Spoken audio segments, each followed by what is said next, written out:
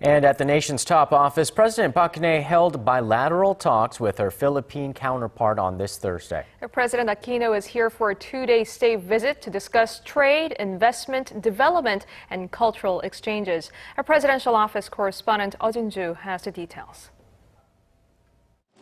President Park's bilateral summit with visiting Philippine President Benigno Aquino was an extension of her push for sales diplomacy towards the ASEAN region following her Southeast Asia tour last week.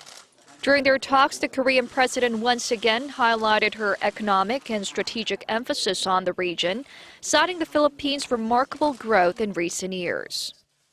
BIP라고 할 정도로, 그러니까 베트남, 인도네시아, 그다음에 필리핀이라고 할 정도로 국제사회에서 주목을 받고 있습니다.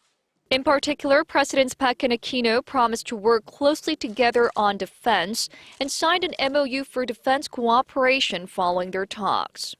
Currently, negotiations between the two countries are ongoing on the export of 12 Korean F-A-50 fighter jets worth some $450 million to the Philippines.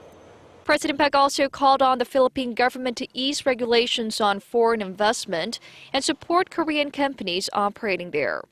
In response, Aquino vowed to support Korean firms seeking to take part in major infrastructure projects in his country, such as the extension of the Manila Light Rail Transit System and an airport construction project. President Aquino's visit to Korea was the first state visit by a foreign leader during the Park administration. The two nations share a long history of diplomatic ties dating back to 1949, and based on that, the two leaders agreed to work towards shared growth. Oh Jin-ju, Arirang News.